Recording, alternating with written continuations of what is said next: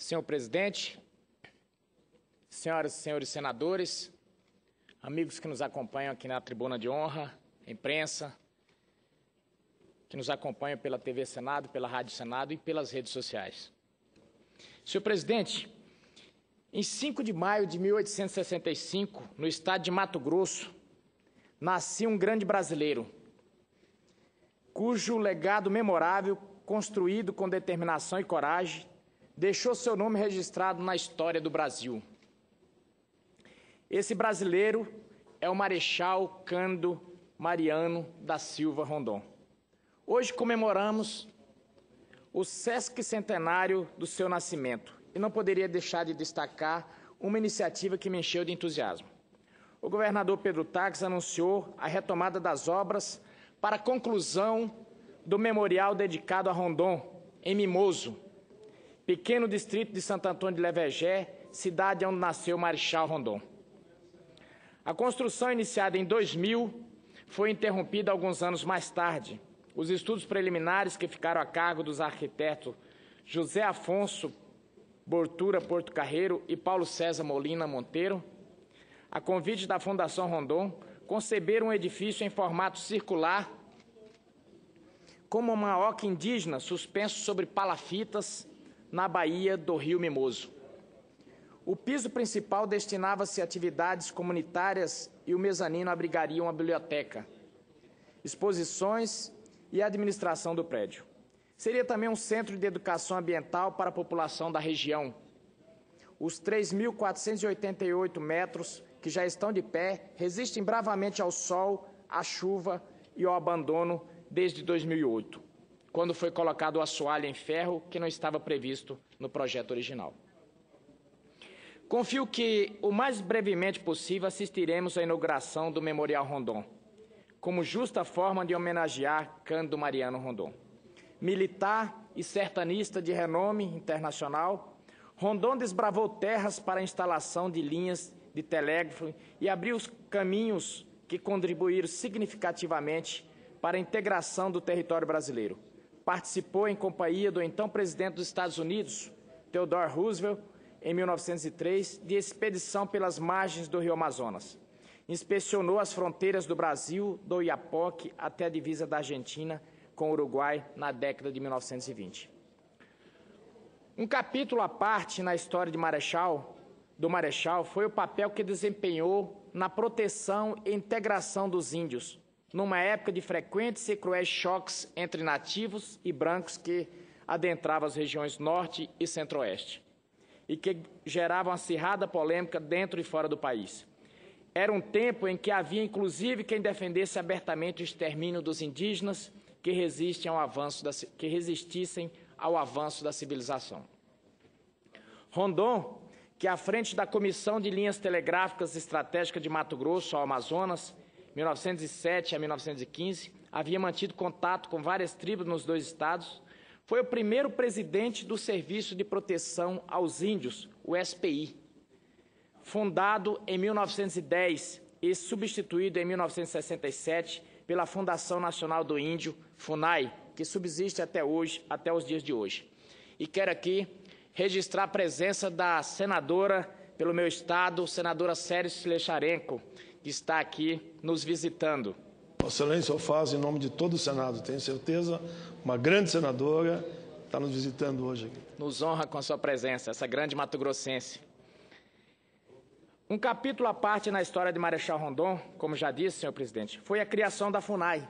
E ele lutava justamente pela integração e pelo fim dos conflitos entre brancos e índios. O que já tenho dúvida se esse é o intuito da FUNAI hoje em dia. No papel é, mas na prática não estou vendo isso. E é por isso, senador, que eu faço um parênteses aqui, que eu pedi aqui uma CPI para que a gente possa fazer uma discussão ampla sobre os trabalhos da FUNAI. Porque ajudando os índios não estão. Isso eu digo com certeza. Mato Grosso é um estado em que não tínhamos conflito com os índios. Mas, ultimamente, a FUNAI tem prestado mais de serviço do que serviço. E eu conto aqui um pormenor, já que estou falando de um grande desbravador que era Marechal Rondon. nós temos a BR-158 no Mato Grosso, que passava de forma longitudinal por dentro da aldeia. Pois bem, essa estrada já existia há muito tempo, talvez desde a época de Rondon, e recentemente foi feito um projeto para que houvesse o asfaltamento. E boa parte da comunidade indígena queria, porque traria infraestrutura, escola, postos de saúde, construção de pontes nas suas estradas vicinais. Mas, pois bem, não foi possível, a FUNAI embargou aquilo ali. Então foi feito um contorno, e nesse contorno, o valor da obra passou de 200 milhões para 700 milhões. Mas foi feito o projeto. Terminado o projeto, quando ia se começar a obra, foi então achado por um antropólogo, disse que acharam uma ossada indígena fora desse contorno. Então disse que também não poderia ser construída a rodovia ali. Então foi preciso ser feito o contorno do contorno. E a obra novamente mais encarecida e não ia sair, sob a revolta de vários membros das comunidades indígenas. Pois bem, foi feito o contorno do contorno. E novamente agora chega um laudo da FUNAI dizendo que a obra não pode mais ser feita, porque já existe a BR-080 acima da aldeia e a BR-163 do outro lado, então não pode mais ser feita obras ali. Quer dizer, isso num estado que vive de escoamento, que tem poucos corredores de rodovias, dizer que uma rodovia não pode passar nem perto de uma aldeia é querer acirrar conflito, é querer não ajudar o índio. Eu queria saber, nesse momento, esse tipo de pensamento, a quem está ajudando? Aos índios não é. A quem interessa? A comunidade indígena não é. Só serve para acirrar ânimos e acirrar conflitos. As comunidades indígenas vivem em situação de miséria no Mato Grosso, tendo às vezes que ir para a rodovia fazer pedágio para tirar o seu sustento, sob a revolta de quem passa na rodovia. Mas às vezes vai fazer o quê? Estão passando fome, sob os olhares candentes dos teóricos da FUNAI. Então nós precisamos fazer esse debate aqui, e eu fiz esse parênteses aqui, senhor presidente, porque esse não era o pensamento do fundador da FUNAI. O fundador da FUNAI dizia: se precisar, morrer se preciso for, mas jamais ferir um índio, jamais matar um índio. Ele tinha no seu âmago a proteção das comunidades indígenas. E esse tem que ser o sentimento de cada brasileiro, pois estamos falando de brasileiros, e eu vejo às vezes essas pessoas querendo separar, fazer segregação.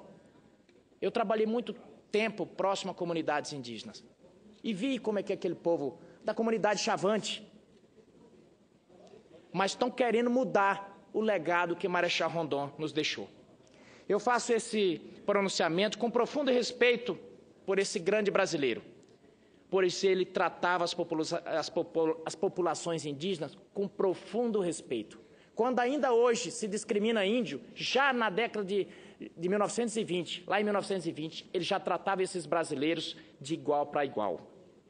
Sua postura ética no comando daquela instituição e sua preocupação com a população pobre dos sertanejos e caipiras que vivem nos interiores do Brasil renderam-lhe uma indicação de prêmio ao Prêmio Nobel da Paz em 1957. O sobrenome de Rondon foi dado ao meridiano e inspirou a designação do estado de Rondônia e da cidade de Rondonópolis, em Mato Grosso, cidade do qual eu venho de lá. Em 1958, o Marechal Rondon faleceu no Rio de Janeiro.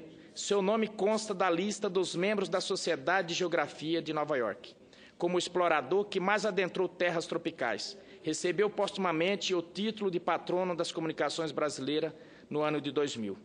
Além de prestar a Rondon mais uma homenagem, desta vez à sua terra natal, em sua cidade natal, a conclusão do memorial ajudará a desenvolver uma rota turística de baixo impacto ambiental na região de Santo Antônio de Levergé, às portas do Pantanal Mato-Grossense, que dispõe de bens naturais e culturais com grande potencial ainda inexplorado.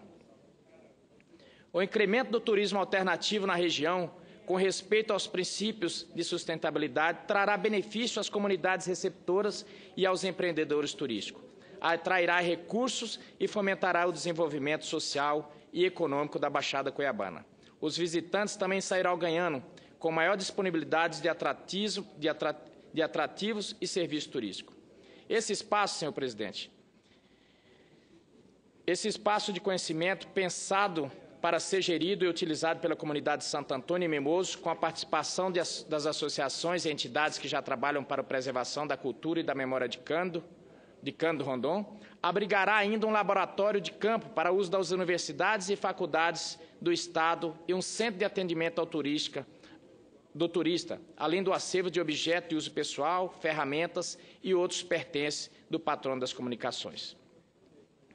Senhoras e senhores senadores, os benefícios são muitos, os recursos já estão disponíveis, o povo de Mato Grosso apoia a iniciativa do Memorial Rondon e anseia vê-lo terminado. É preciso, sem mais tardança, concluir essa obra, materializar e, finalmente, essa homenagem ao muito que esse mato-grossense ilustre fez pelo seu Estado e por todo o Brasil. Fica aqui meu agradecimento, senhor presidente, pela tolerância e, mais uma vez, registrar a presença dessa ilustre senadora que muito nos orgulha aqui. Muito obrigado, senhor. Muito bem, senador José Medeiros.